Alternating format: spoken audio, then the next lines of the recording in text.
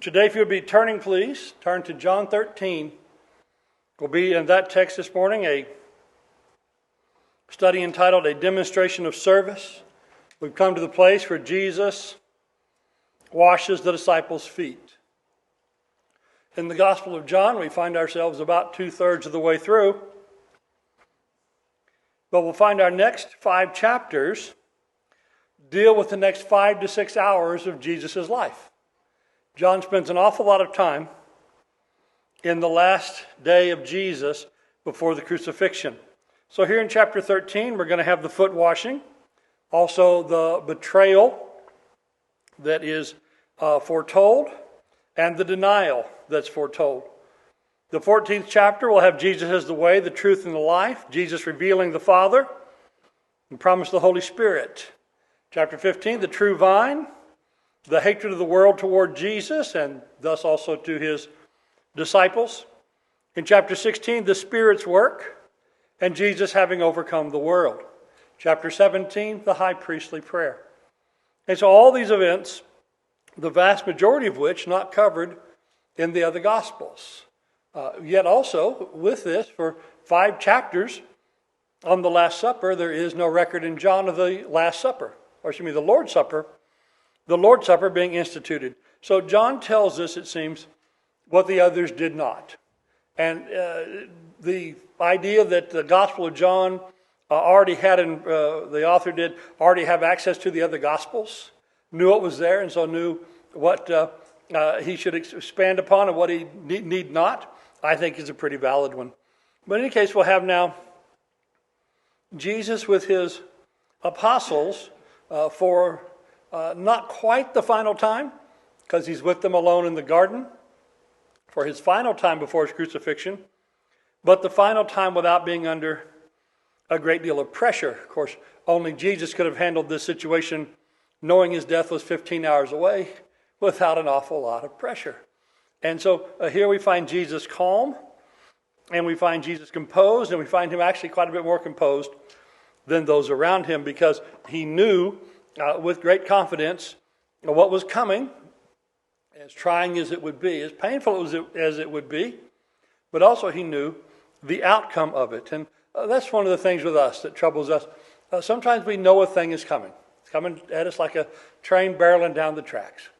And we're a little bit hesitant in our regard to some of those things because we're not sure of the outcome.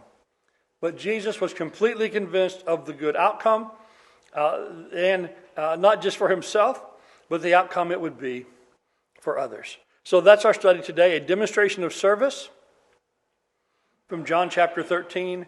We'll read the first 17 verses, and then we'll make comments. Now, before the feast of the Passover, Jesus, knowing that his hour had come, that he would depart out of this world to the Father, having loved his own who were in the world, he loved them to the end. During the supper, the devil, having already put into the heart of Judas Iscariot, the son of Simon, to betray him, Jesus, knowing that the Father had given all things into his hands, and that he had come forth from God and was going back to God, got up from supper and laid aside his garments, and taking a towel, he girded himself. Then he poured water into a basin, and he began to wash the disciples' feet, and to wipe them with the towel with which he was girded. So he came to Simon Peter, and he said to him, "Lord, do you wash my feet?" Jesus answered and said to him, "What I do, you do not realize now, but you will understand hereafter." Peter said to him, "Never shall you wash my feet." Jesus answered him, "If I do not wash you, you have no part with me." Simon Peter said to him, "Lord, then wash not only my feet, but also my hands and my head." And Jesus said to him, "He who has bathed needs only to wash his feet, but is completely clean. And you are clean, but not all of you. For he knew the one who would betray him. For this reason he said, not all of you are clean. So when he had washed their feet and taken his garments and reclined at table again, he said to them, do you know what I have done to you? You call me teacher and Lord, and you're right, for so I am. If I then, the Lord and teacher, washed your feet, you also ought to wash one another's feet. For I gave you an example that you also should do as I did to you. Truly, truly, I say to you, a slave is not greater than his master, nor is one who is sent greater than the one who sent him. If you know these things, you are blessed if you do them. With that, let's pause for prayer. Lord, help us to know and help us to do. Help us to be as Jesus. Help us to serve. Help us to do what is necessary. Help us to love to the end. Help us in all these things to look to him as our example, as our master and teacher. In his name, amen. We'll take this study of this text in 3 parts. We'll just put them all up here. We have a setting statement for us in verses 1 to 3. Actually, the statement goes into 4. What a sentence that is, verses 2, 3, and 4, one sentence in my translation. What an amazing sentence, but we'll divide that sentence to its latter part to the service. So we'll start with a setting statement. What's going on in the greater scheme of things? We'll then see Jesus' surprising service. And then we'll have the instruction that you should do as I did. So a setting statement first. We note that, we also would note as we read, there'll be a statement in verse 2 and another in verse 11 about Judas. This morning we're going to skip over those, so that's on purpose. We're going to talk about betrayal and denial next week, and we'll go back and pick those up, Lord willing. And so we'll talk about the service of Jesus. We'll leave Judas mostly for next week. Not entirely, but mostly. So it was the feast of the Passover, again, as I said, verse 1, to set the setting. We know from the other Gospels that Jesus had, in some way, had a room prepared, that they followed a man with a pitcher, and they found the room. Jesus and the apostles went there. I think there's some reasonable circumstantial evidence that it's the house of John Mark's mother. But a house of a disciple where there was some privacy in this upper room. There, Jesus had his last supper, the Passover supper with them. So when we say the Last Supper, we mean the last Passover that Jesus observed just before he would become the Passover lamb for us all. When we say the Lord's Supper, we mean the memorial feast that he initiated using the elements that were there present, which is one reason why we insist on be with unleavened bread and with the fruit of the vine. And so he gave that for his body and blood. John doesn't tell us about that. As we say, the other Gospels cover it well. But here Jesus, knowing that the time of his departure was come, that the hour had come that he should depart. We've had all these hours coming, time is coming through John. In John 12, he announced publicly the hour had come. And now here, just a day or two later, it again stresses. Now again, and we are less than 24 hours from the crucifixion. 24 hours from now, Jesus will be in a rich man's tomb. It is time for him to depart from this world. He loved them, it says, those of his own who were in the world. He loved them to the end. We are coming to the end of his time. We are coming to the end of his mission. There's a there's a hard bit between now and the finish line. But he will say the next afternoon, it is finished. And so we are into the final day. He has loved them without fail. And as the time has approached, and even knowing that in the heart of one of his disciples, Satan is working and Satan is present, and it's through that will be the instrument of his death, that he still loved his people. And so even though we'll see From Luke's gospel particularly, Luke will tell us that they were arguing at this Last Supper over who was the greatest, even though one is betraying him, even though they're all being a bit petty, even though one of them, the one who pronounces the most that he's not going to deny Jesus, is going to deny him 3 times, even though they don't understand what he's doing with the washing, first saying, no, I don't need any of that, now I need more of that than you're giving. Through all of it, through all the misunderstandings, pettiness, betrayal, upcoming denial, Jesus did love them. And you think about what he has loved us through and what he has loved us in, and the human condition shown by these 12 has been repeated by every last one of us multiple times. And so still is the love of Jesus. And then that great sentence, it's all one sentence in my translation, verses 2, 3, and 4, of the devil put into the heart of Judas Iscariot to betray. But Jesus still has in his heart love, and Jesus still has in his heart a great confidence and a knowledge of what's important. And really verse 3 sets for us why he's able to do the things of verse 4 and following. He knew. Jesus knowing. Jesus knew that the Father had given all things to his hand, that he'd come from God and was going back to God.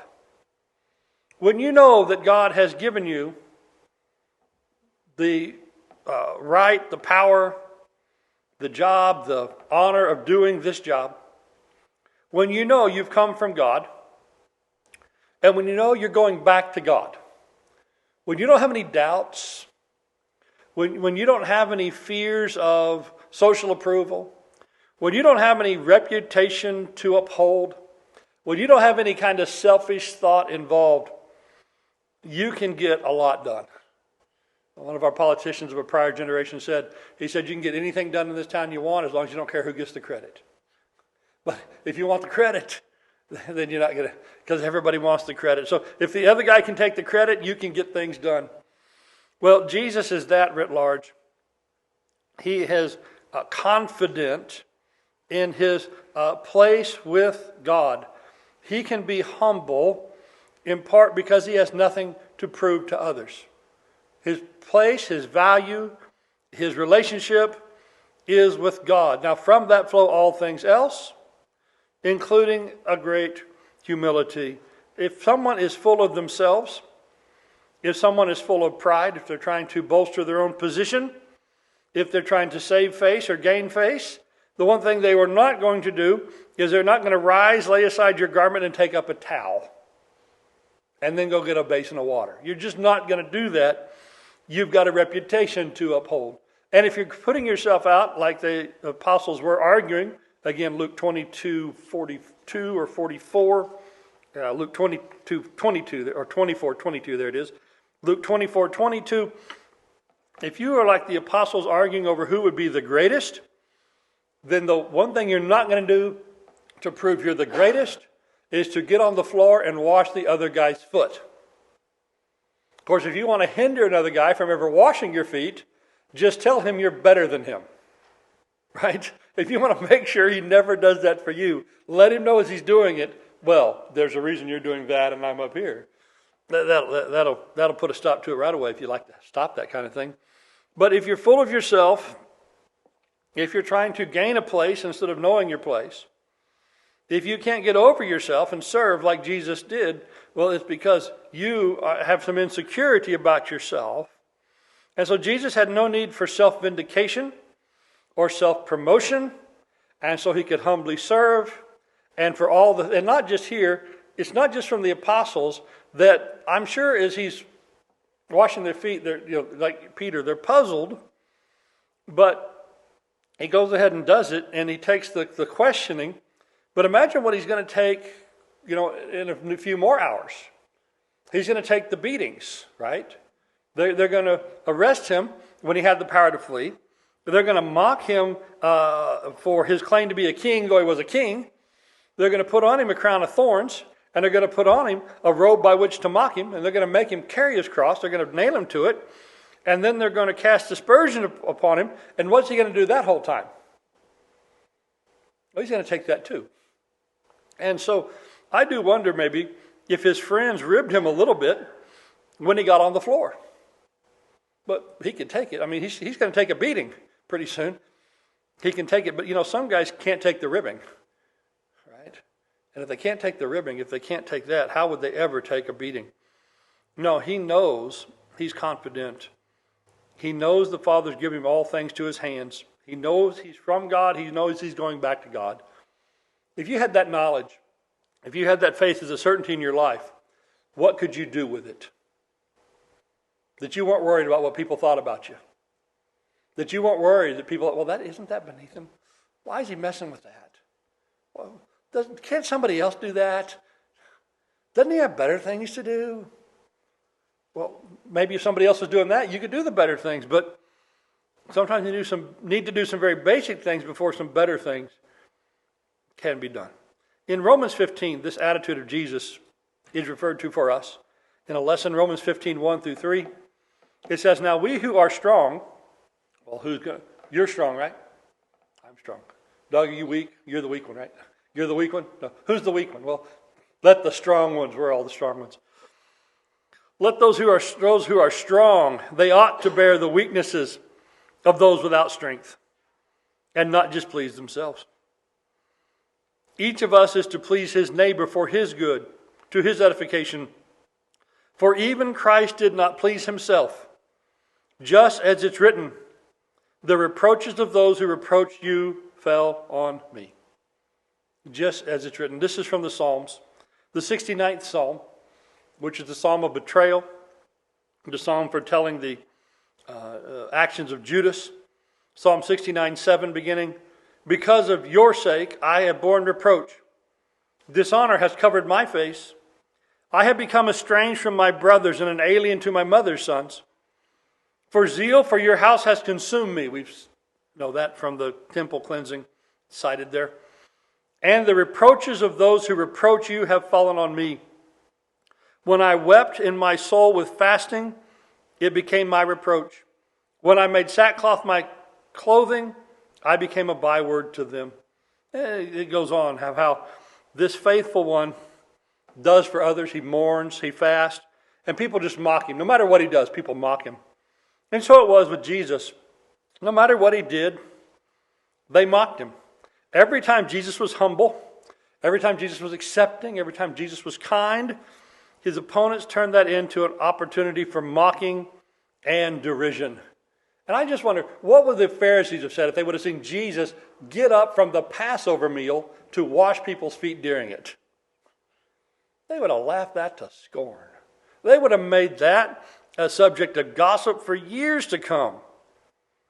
Even his friends had trouble accepting it, right?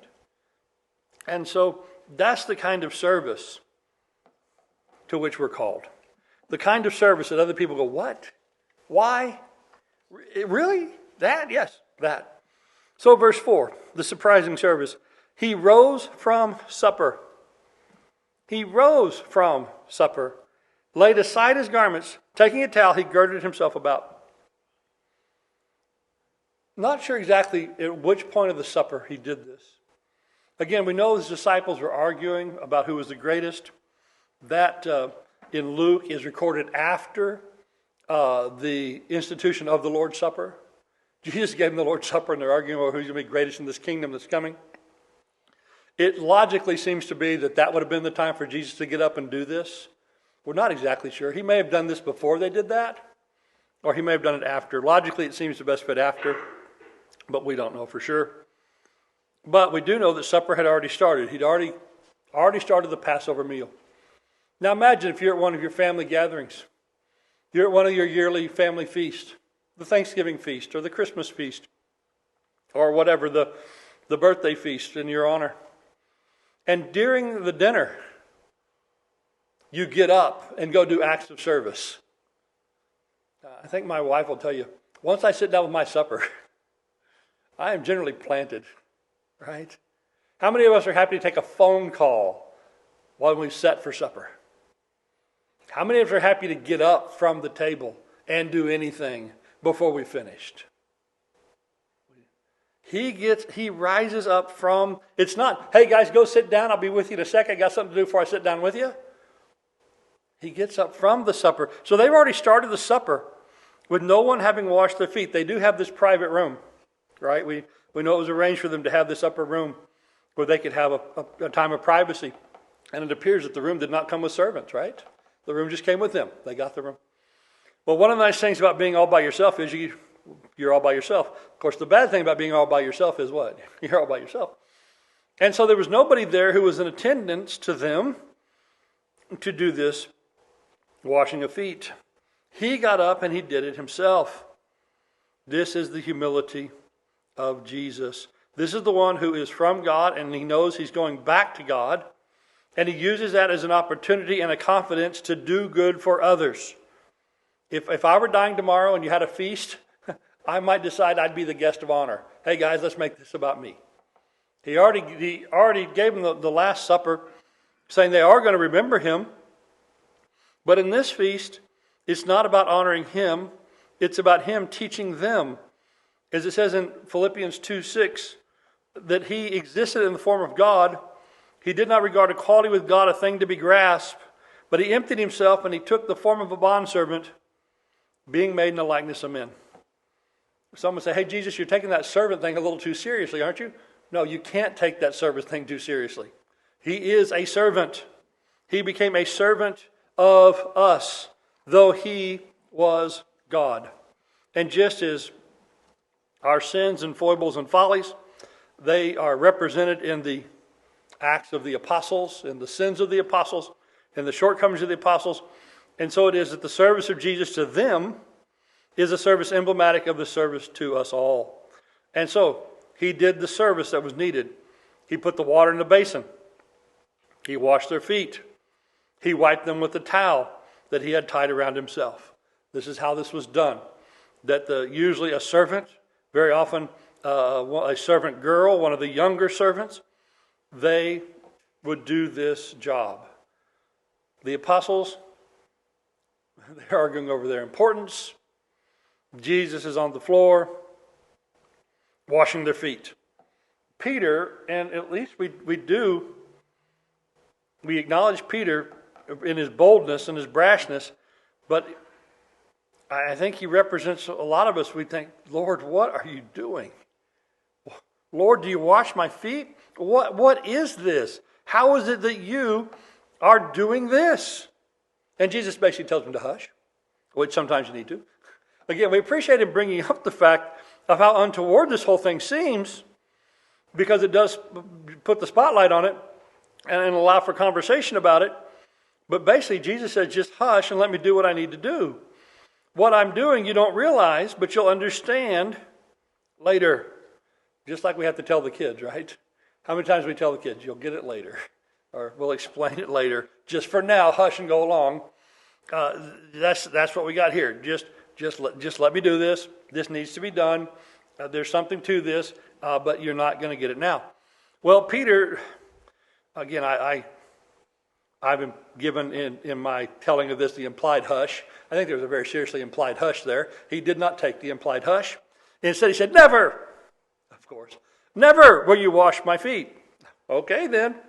If I don't wash you, you have no part of me. Oh, okay, then I'll let you do it. It's amazing. And sometimes people take these things wrong. Somebody says, never. We're never going to do that. Never. If you take them seriously, then, well, that's a stone wall. We'll never get over that. He said never. Well, yeah, but do you think he meant it? 2/3 of the time people say never, what do they do the next day? Right? Oftentimes the person shouting never is a really good prediction of what they're about to do. But in any case, he gets over, his objection is sort of over the top. His folding to Jesus' remonstrance is good. And then he goes almost even with it too far, as Jesus said. But notice how Jesus, there's a little bit of explanation of I'm going to do this. And Peter goes too far one way, Peter goes too far the other.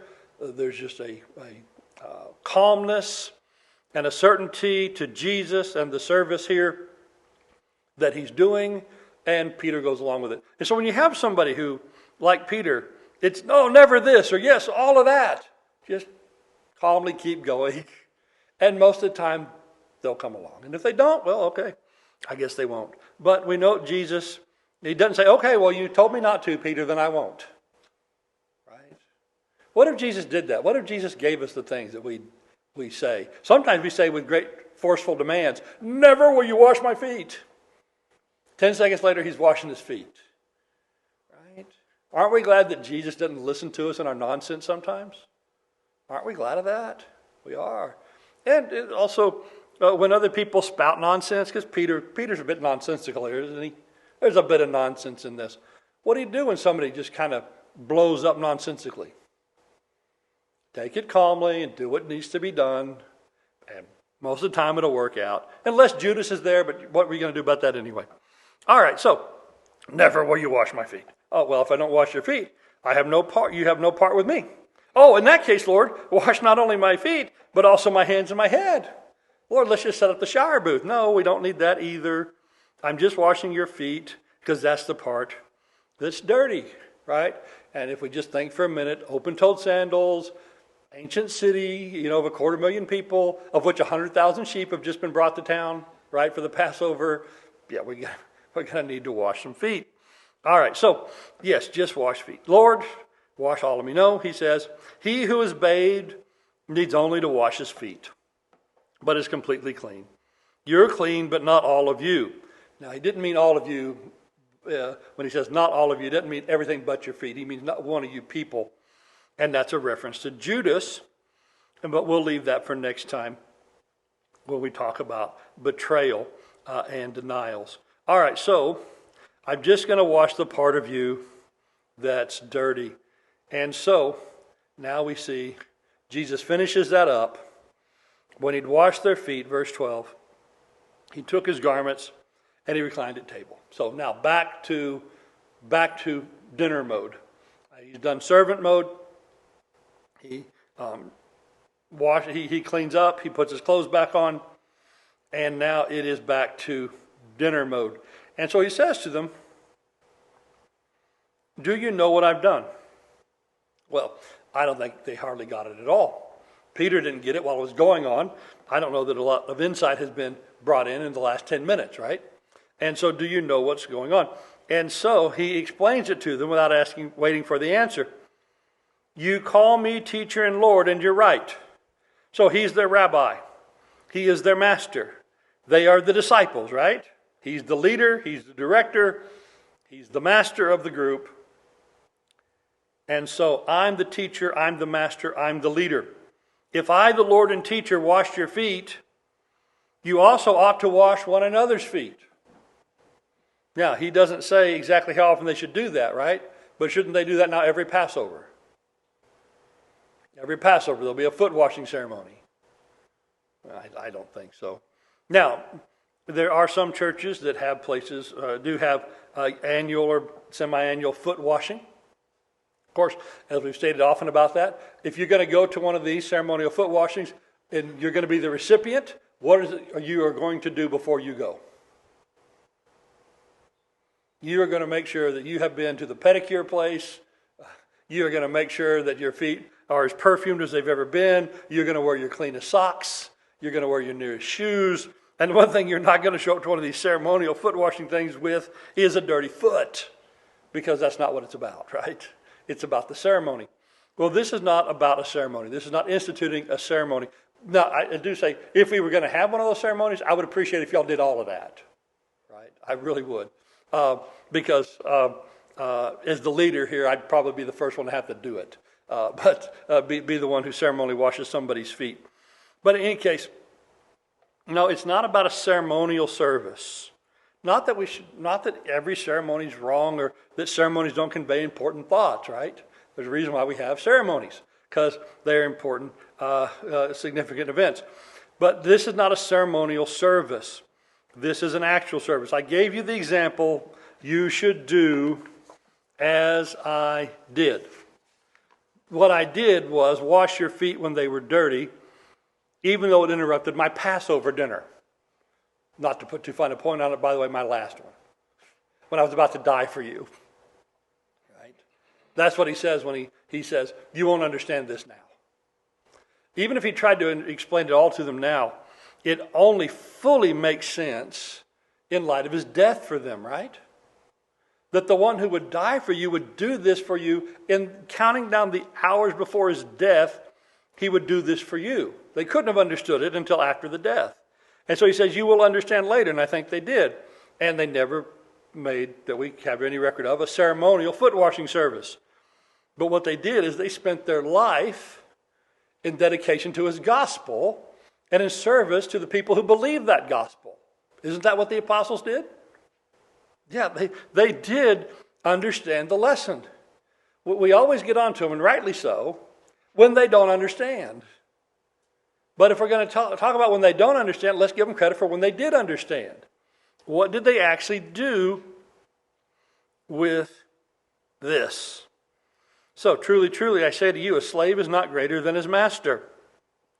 Neither is the one who is sent greater than the one who sends. So I'm the sender, and I'm the master, and I'm the washer, so you guys go wash. If you know these things, you're blessed if you do them.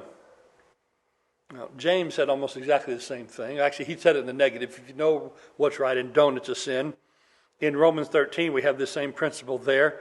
It says it's not just the hearers of the law who are just before God, but the doers of the law who are justified. So there's a justification, there's a blessing, there's a sanctification, a righteousness, a lack of sin in doing what you know. So there's a blessing to do this. And as we mentioned, what did these men do? They gave their life in the service of the gospel and the people who believed it. And so they washed feet. I don't think they literally ever washed a foot in their life. But you think they certainly wouldn't have been opposed to it, would they? No, but if that was needed, that would be done.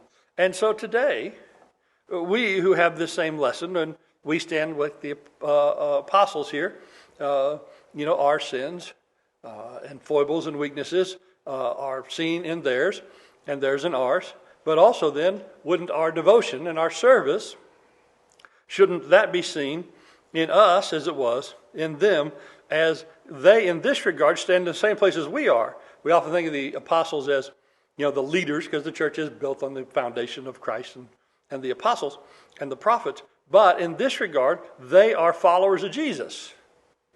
And what are we? Well, the same. So we ought to do this. So they are then to go out and love and serve. We think about this.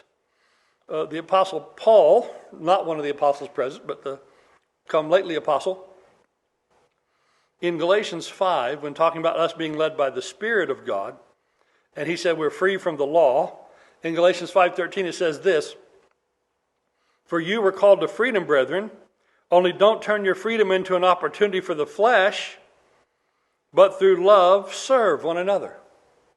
So that's the teaching of the apostles to the churches. Through love serve one another. That is the same as what Jesus just taught and showed here, isn't it? It is. And so today, we do know, again, Jesus washed feet. But today, are there things that need to be washed? Wash for other people. I'm not talking about your own laundry. Right? But are there things out there for others and out of love that need to be washed? Are there things out there that need to be tended to and cleaned up or bought or taken or given or done? How long is that list of things to be? Well, it could be a very long list. And one other thing we could do, and we'll not because of the time, but you can look through the scripture at the phrase one another. And if you look at the phrase one another through the New Testament, and you would find out what it says to do or not do, that might be a real good place to apply this lesson. Here's the bones of a lesson.